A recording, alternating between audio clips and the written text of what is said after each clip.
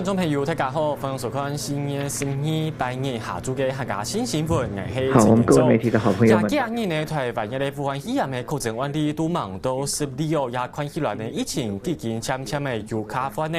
韓國呢，近比關於有種強新增加3名確診病例嘅情形嘅情形，嚟看一下中央流行疫情指揮中心嘅情形情形。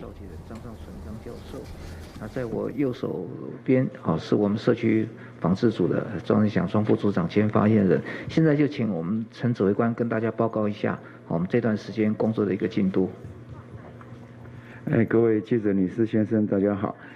那我们今天公布的是有3例我们有3例的确诊的个案，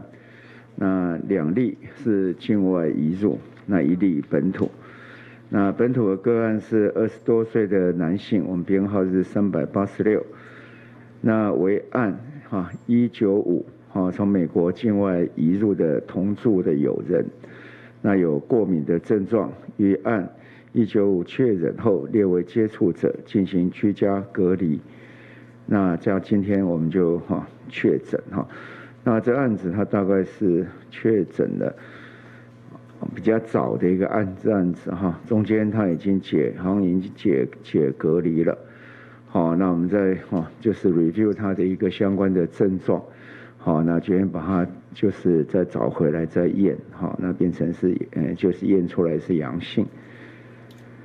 那今天新增的2例境外移入的个案，分别为40多岁的男性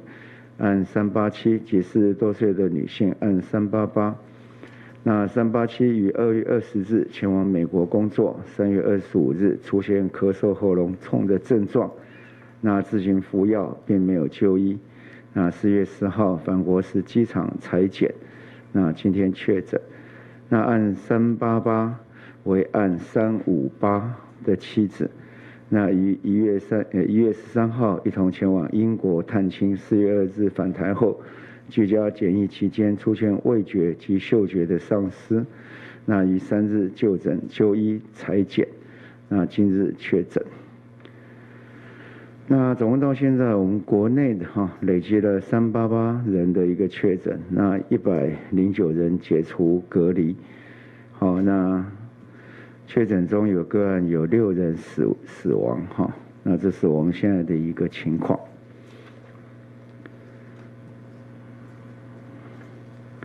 好，那我们今天跟大家先报告到这里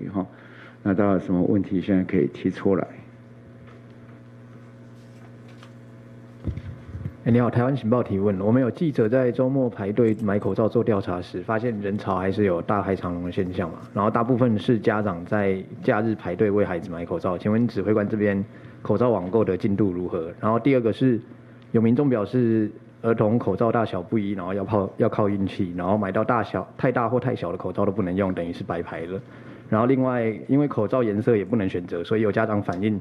小男生不肯戴粉红色的口罩上学，因为会被同学嘲笑。那请问指挥中心这边有没有观察到家长这些烦恼？那有什么防范措施吗？辛苦指挥官了，谢谢。这个问题也问了好几天了我们也很烦恼了那我们但是还是要从配送线里面到目前其实大家都在，不管是在买口罩或卖口罩都很辛苦，也请大家多多体谅。然后第二个就是有关于这个礼拜大概排队的情况都不会减这礼拜因为大家觉得说14天9片增加这样量，所以购买的人的意愿大为提高那我们大概从礼拜4那天我们大概等于在这个药局这一端卖了大概是1800多万件，1850万件然后第2天卖1400多万件那昨天有1200多万件所以这个礼拜大概量都会很大那到下个礼拜就下个礼拜4这一轮因为这就不会重复买，所以那一轮的人会比较少所以也请大家稍微有一点耐心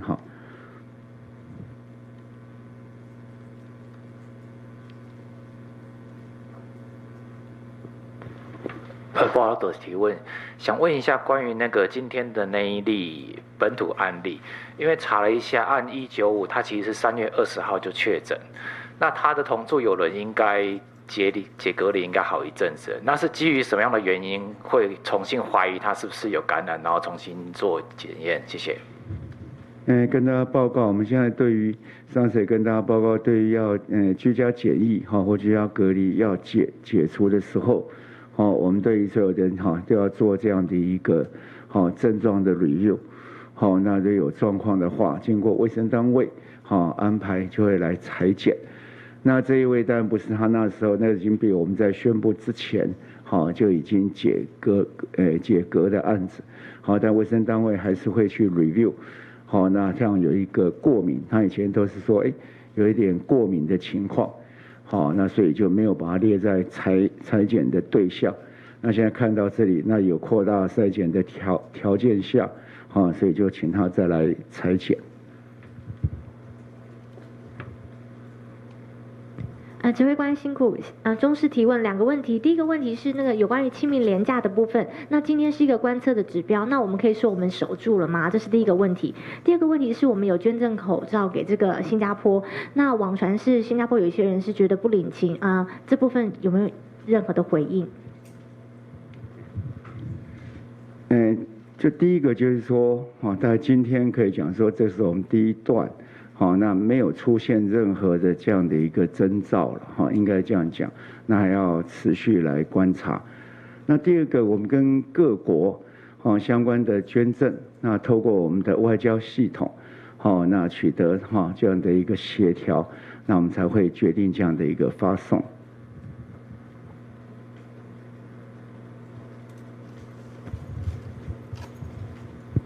你好，大爱电视想要提问口罩的问题，能不能公布近日的药局以及网购订购的人数以及落差？还有口罩3.0，可不可以进一步说明施行的细节、管道还有领取方式？第二个问题是，昨天有公布说会对特定的社区以及职业来进行扩大的采检，能不能帮我们公布一下细节的条件？谢谢。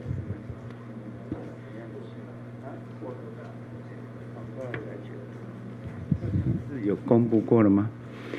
？OK， 那扩大，那第一个就是我不知道你药局，那我们的网购大概上一波有付款的是180几万人嘛，那这一波最近的这一波大概120几万人。好，那至于在药局贩售，刚才讲过，就是4月从那个礼拜4的1800万，然后1800万，然后1400万到昨天的1200万，大概这样的一个量。好，那至于扩大采检那个，我们是不是在？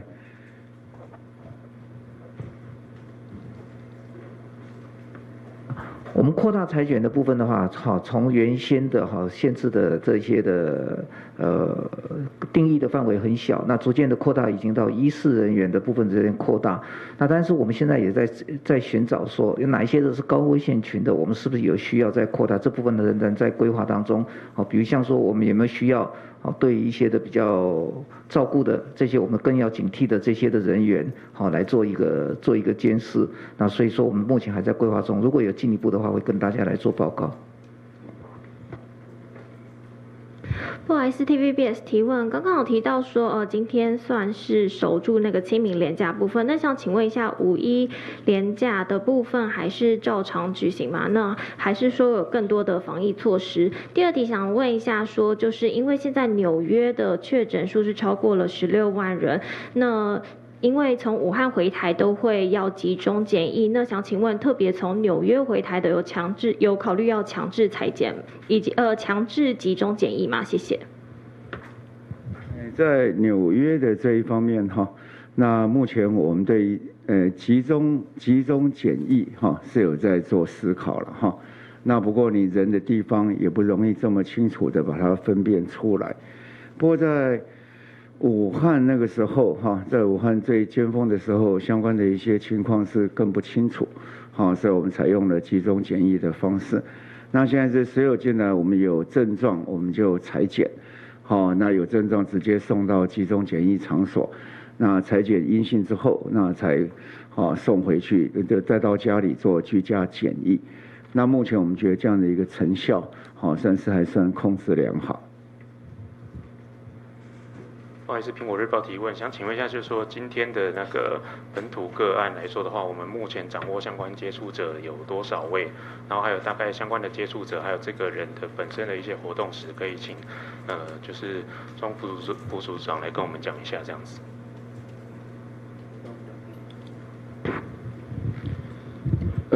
这位他应该是在居家隔离期间都没有问题啦，但是在他从居家隔离结束之后，那会就有做自主健康管理啊，那所以他有曾经去这个上班哈，那有去买东西，不过他都有全程戴口罩啦，根据我们做自主健康管理的这个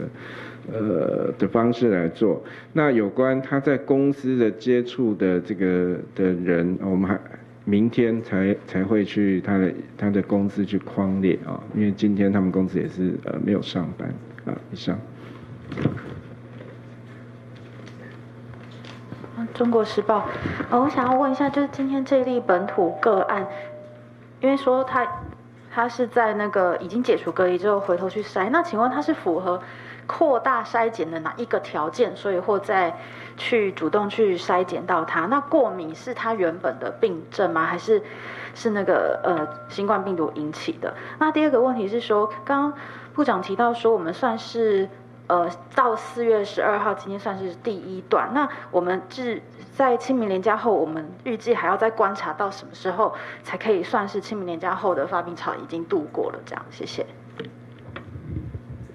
第二个大家说那个过敏嘛，哈，那时候那后来他注意到说他过敏产生像是一个鼻塞、流鼻水一个情况，好，然后觉得虽然没有其他更明显的一个症状存在，但为了小心起见，我刚才讲过说，前提是在我们现在对于对于居家检疫、居家隔离解除的个案，我们都更加小心以对，好，所以他发觉有这样的一个相关联的症状，所以请他去采检。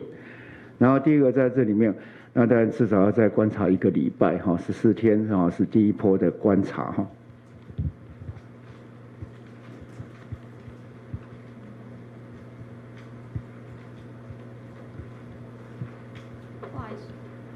不好意思，中天提问，想请教指挥官，就是说，因为目前南韩呢有出现说91名的病患在痊愈之后呢，还有复阳的状况。那南韩的 KCDC 主任认为说，这是病毒的再启动，而不是再次感染。所以说，这是表示其实现在目前新冠病毒是有在增强的趋势吗？还是说这个病毒它本身是有所谓复活这样子的特性？那另外就是昨天有2个案例都是从美国返台，但是都是有症状的。那今天就是有平面媒体有提到，就是说有亲密接触者回来，那他期间其实也是有症状。那这样子的情况下，在搭机上的风险其实是相对比较高的。那所以说未来会管制这样子亲密接触者的搭机吗？那如果说因为其实有专家提出说，其实现在确诊的患者不是只有发烧这个症状，甚至有发烧症状的不到1半。那是不是以后在登机的筛检会要更加的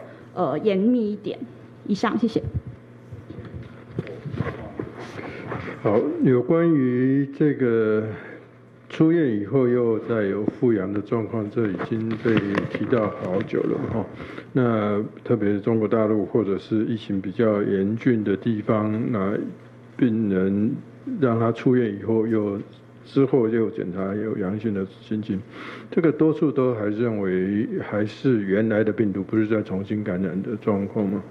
那所以到底是像我们所一直跟大家提到观察，就是它有时候会变成阴，有时候又会变阳。所以我们也看过两次采检阴性以后，然后又再采检又变阳性的状况。所以一般大部分国家也许1采阴或2采阴就放出院的话，那确实后面还有机会再采又变阳性的状况，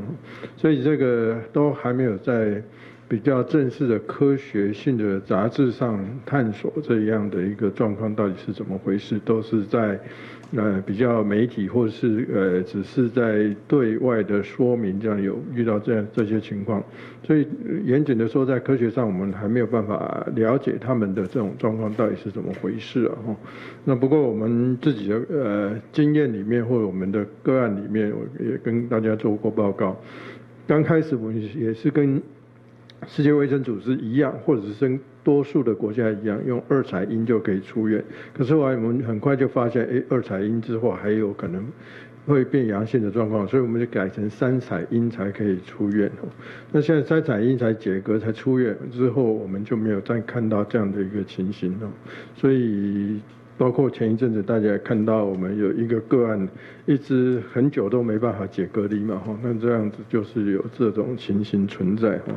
那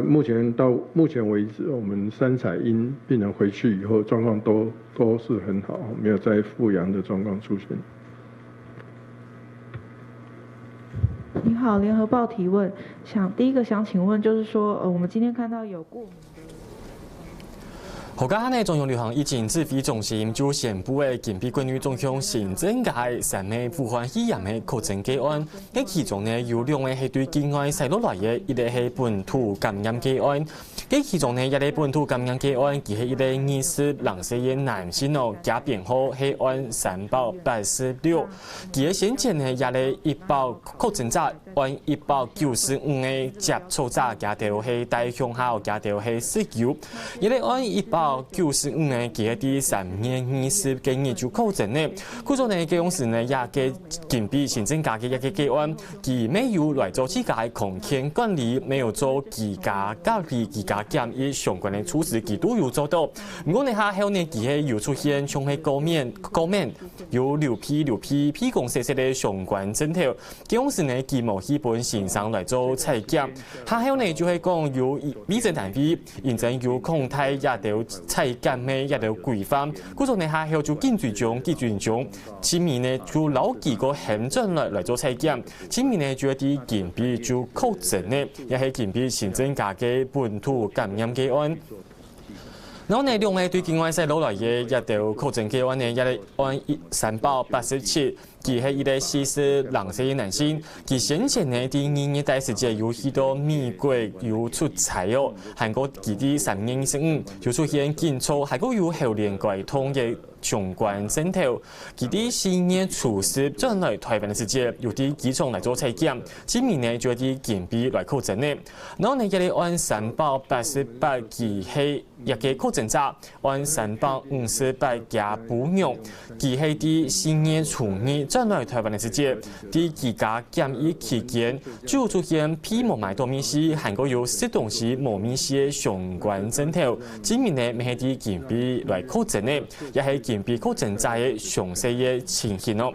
然後呢，認真講上禮拜咪就係一週禮拜以前就係長命連休假期，嗰陣時呢有東東人去到一條風景區啊，韓國有將東東嘅景點去留了，嗰陣時呢關於就有東東民眾就講按當然呢。去年今年強怕呢台灣會發生很大規模嘅一條社區傳播嘅事件咯。前面呢個一週禮拜日，認真講，都冇啲長命連續假期過後呢，都冇民眾認真係出去留了，將來確診呢。嗰陣呢就有媒體問到講，一個長命連續假期一個風險係唔係算係有顧好嘅？佢指揮官陳時中呢，佢就有特別講到嘅，佢頭一階段就係一週禮拜算係冇買。情形都冇特別的情形發生，不過呢，至少還會再個觀察一週禮拜，像鄉親朋友呢，還係唔好睇海睇哦，還係會較強心啲哦。然後呢，以上就係用近比同大家整理嘅分析重點，繼續來看記者會現場嘅情形。隨時住院天數也有在漸漸縮短當中了。那我們什麼時候會回歸到2採陰就可以出院？那當然希望有更多的科學證據，或者是說我們考量我們的醫療量能，不希望他們待在醫院時間太多的時候，我們也許在專家小組那會再來做討論檢討看看。請問那個過敏跟這個症狀要怎麼分？好，基本上我想大家知道過敏當然有很多種過敏嘛，那第一個當然比較常見的當然也許就是鼻子的過敏，那就是會有流鼻水、鼻塞等等這樣的一個症狀。那一般人的過敏那如果他本來就有過敏現象，那有偶爾就會有出現這樣的症狀，當然通常可能不必特別的擔心，或者需要特別去做篩檢。那可是如果你是有这样的一个接触史的话，跟你的居家检疫或是也确诊的个案有接触过的话，那或许你到医院去，那把这个接触的状况跟医师做报告说明，那医师会来判定是不是需要做采检。那其实我们每个礼拜每一天因为这种类似其实是呼吸道的症状就诊的其实都维持在10几万人了。那你不可能10几万人全部都是。所以相关的这样症状，第一个当然是跟医师请教一个1922。那第三个最重要是在家里面休息了那也就观察自己这个症状的变化的情况。那今年的呼吸道的其实相关的这些就诊的人数其实是大幅的减低大概剩下去年的60%多。那我想大家还是要放宽心不会说全部都是了不好意思，想请问一下张教授，想请问一下，我们现在目前都是采3采阴嘛？那有多少人3采阴是直接3采阴我们就已经解除隔离？那又有多少人是屡次可能3采阴过后，可能到好几次他才解隔离的？这个数据统计有吗？那第二个就是说复阳这个话题已经讨论很久了，有没有可能对方除了2采阴，他们采用2采阴，是不是他们也是用其他，例如说像快筛的方式或者等等的方式来确认那个精准度比较不好的方式，来让他们的病人说阴性解除隔离，结果他们是比较不精准的那种检验方式也有可能，特别是中国大陆他们在面对这么多的病患的下面，那你们掌握到他们的检验方式目前又是什么？对于病人的确诊病患的解隔离的那种检验方式，谢谢。好，基本上我们当然就3采阴以后就不会再采了那所以就3采阴就经过我们的区指挥官或专家小组的专家们再做一次跟主治医师的讨论，确定他的临床症状，胸部 X 光的检查等等都恢复得很好，然后3采确实也确定3采阴都是正确的采检方式，那原则上就会再解除隔离了那所以你问说3采阴以后在医院里面再采好不好？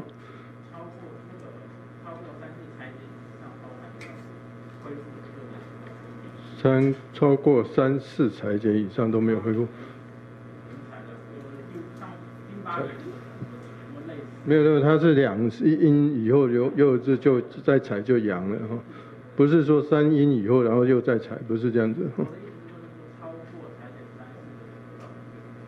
我们有看到4采阴的啦也有一些个案就是3采阴的，可是他又再多采一次，结果第4采还是阴了那所以有少部分这样的一个个案那你说中国大陆是2采是什么样的方式，或是有什么加其他的快筛方式，然后决定是否可以解除隔离？这个我不是很确定的那这个因为中国大陆他们也在不同地方也用不同的方法在做处理，包括这些所谓的快筛。那快筛之前也跟大家做过报告说明嘛快筛有一个是测抗原，有一种是测抗体。那测抗体当然到后期的时候，你去测抗体，基本上抗体应该都是阳性的可是抗体阳性并不表示你就是这个病毒一定就完全没了就是你用 PCR 检测核酸放大的话，还是有可能会侦测到了所以这个加上这些快筛来做解除隔离的方法不会比说直接做这个核酸检测来得更精准的所以还是直接检测核酸确定没有侦测到，这才是最精准的方式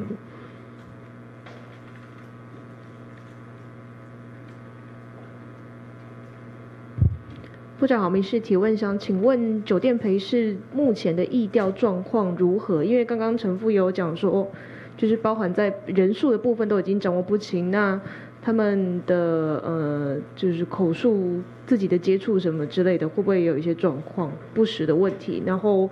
或者是这些名单有办法详细公出，甚至会影响很多家庭有一些状况的话，该如何处理？好，以上谢谢。有关酒店公关这件事情，目前有关他的职场接触者，我们有调查到92位哦，那再加上他的家属有4位，还有其他的接触者，比如说是计程车司机、就医接触者，还有饭店的清洁人，总共有22位哦。那这边所以刚刚那3类加起来总共118位哦。那在这118位里面，我们有采检了5位哦，那就是3位已经是阴性，另外2位检验中，那还有4位在待采检。那采阴性的主要就是2个家属，还有一个职场的同事哦。那所以在目前当中，就是经过我们前一天的一个疫调，所以已经掌握了大概从3月23号以来的所有的他的接触者的工作人员跟这个客人的部分啊。那这个大概是以上，那看陈副指挥官有没有要再补充。这个部分我们跟防疫师疫调的人员跟警方都充分的合作了，所以大概在整个他工作的领域里面，大概都已经做了连续2天，那也透过台北跟桃园2地的这个警方一起通力来合作，大概都有完整。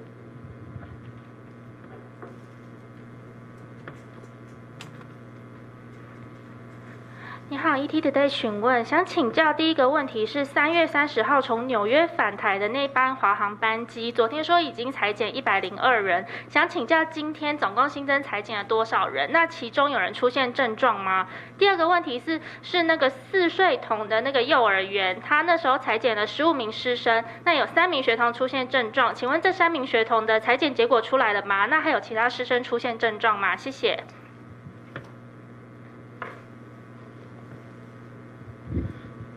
有关这个华航的就是所有乘客的采检哦，总共有340位的旅客跟这个机组员哦，那在4月10号以前已经采检了134位哦，那4月11号采检了101位。那到今天最新的结果，采检了14位哦，所以到目前为止已经采检了249位，那还有91位，大概在这2天，希望能够把它采检完。那至于这个幼儿园的采检部分啊，那已经采检了总共有16位有症状。那其中其实都16位都已经检验阴性了啊，那其中包括3位师长13位学童，所以目前都没有就是在这幼儿园部分都是阴性啊。以上。各位长官辛苦了。东森新闻提问，想要针对有关于昨天有平面报道，就是美国搭机返台这一个案子，就是说有民众有一个妇人啊，她好像有症状，然后呢想了解一下说，因为她好像她老公是确诊的，那想请问是按几例，然后大概是几号入境的？那她在上机的时候，这位妇人她上机之前是否有主动通知？那疾管署这边是什么时候掌握到有密切接触者的一个情况？那另外就是说，如果说航空公司说，当他们接到讯息的时候，已经快要降落了，那是来不及安排座位。那未来如果像有遇到这样的情况，那会怎么样建议处理吗？谢谢。好像是按384是，是按384的哈，夫妻了哈。然后他那个是我们大概接到这样的疫调有这样的情况，那我们也会把它马上开居家隔离单，好，那也会去航空公司注记，好，那不过因为注记的时候他大概已经上飞机了，那不过知道是下飞机的时候并没有相关的症状，但因为是居家隔离者，所以我们也马上就是把他送验了哈，送检哈。不好意意思，年代一电视这边想要提问，就是关于刚刚的东森新闻的问题，她的丈夫确诊，那这样的过程，那位女子她搭机的过程，这个机上的防疫措施是什么？怎么和其他的乘客去隔绝？那现在国外的登机限制有什么样的改变吗？那第二个问题是想要回到儿案386，就是今天确诊，他跟确诊者195是同住，那可能早就被感染，也可能没有。那但386他比较晚被确诊，是不是也代表他在社区的行动比较多？他过去去的地方，指挥中心有掌握了吗？谢谢。我们当然有在去掌握他相关的行踪，那不过因为他是居家隔离再解隔离，所以相对的他行踪跟出入中也相当的保守不过因为也有去上班，所以我们会去上班的地方也是匡列相关的人等那这是一个然后第二个，但他什么时候传染，大概就是他在等于是前面的案子，这195是吧？195案子那时候在回来的在居家检疫的那段时间被感染到的嘛我大概说明一下，就是他的应该是说195，那他在回来19号回来，那时候是没有症状。所以21号被就是有症状去住院所以在19号到21号之间，那他们因为19号的时候没有症状，那他们大概有2个小时，可能有这个聊天吃饭都没办法戴口罩嘛所以可能在那段时间受到感染。那至于刚刚讲的就是有关于刚刚那一例，就是说他在登机前事实上这个机组应该是说目前只要这个我们国籍的航空在登机前都会量体温那现在其实只要有这个体温过高，当然他就不会让他上机。那尤其是现在的这个机位可能都比较松，所以他们也都尽量让每位乘客就是比如说中间的几个位置都不会坐人，就尽量就是大家位置会比较松那他们也要这个所有的旅客在飞机上都戴口罩那有关这件事情我再补充一下，就是说当我们4月10号晚上知道说他可能从美国回来之后，那我们就请这个移民署这边去做注记啦。但是我们注记了之后才知道说，他其实已经坐飞机要回来了所以我们在这个他降落的时候也有我们的同仁也有在上机就去请他下来，然后后送到这个医院去做检查所以目前也裁剪通报了以上。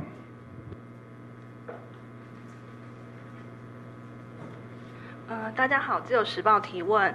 我想问一下，今天新确诊的那个本土个案它的发病时间是什么时候？因为195确诊的时间是3月23号，那如果是那时候接触造成感染的话，这样子如果是这1-2天才发病的话，那是不是代表他已经超过了潜伏期14天？对。那第二个问题是说，之前那个陈建仁副总统有提到说，3月的时候他有提到说，疫情估计还会再延续2个月，所以想请教部长，就是说我们现在的一些管制措施是不是也大概会持续2个月这样子？那之前有提到说疫情都还没有看到尽头，那现在有稍微看到尽头了吗？谢谢。对，我是看到就是说我们这边并没有就是说这种让我们就非常担忧的这些变化了那但是就是说什么时候才会整个还是要跟国际的情况会相联动。然后第二个，他的症状应该是出现很早之后，我们认定他那时候讲过敏的时候不把它当作症状，但后来他鼻塞流鼻水那样的一个发生的情况，应该是比较早的时候。所以不认为说这样的个案就代表说它潜伏期变得比较长了。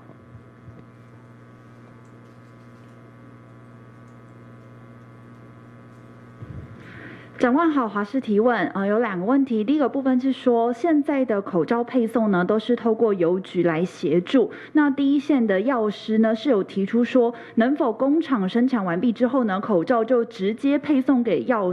局，这样呢也能够免去了小朋友口罩大小分配不均的问题。那未来有没有可能会有这样子的规划跟考量？然后第2个部分是说，刚刚好像没有回答到，就是我们清明连续假期已经守住了，那5月1号的连续假期会取消吗？或者是针对5月1号连续假期，有没有可能有其他的措施？谢谢。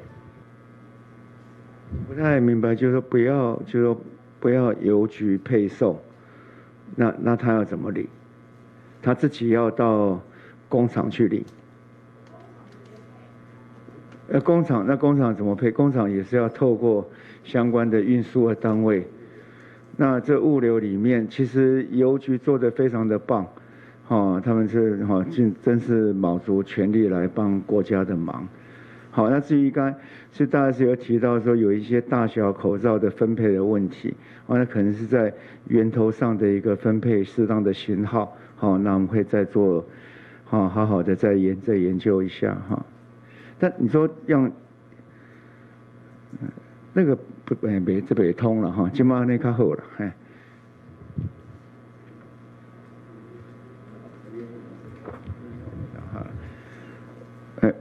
5月1号其实离现在都还很远哈，讲这样的一个疫情相关的一些应变，其实都会在很短的时间哈来做相关的因应。那不过现在5月1号，我们对于整个的规划并没有说现在要停止假期或任何的更动，目前并没有这样的规划。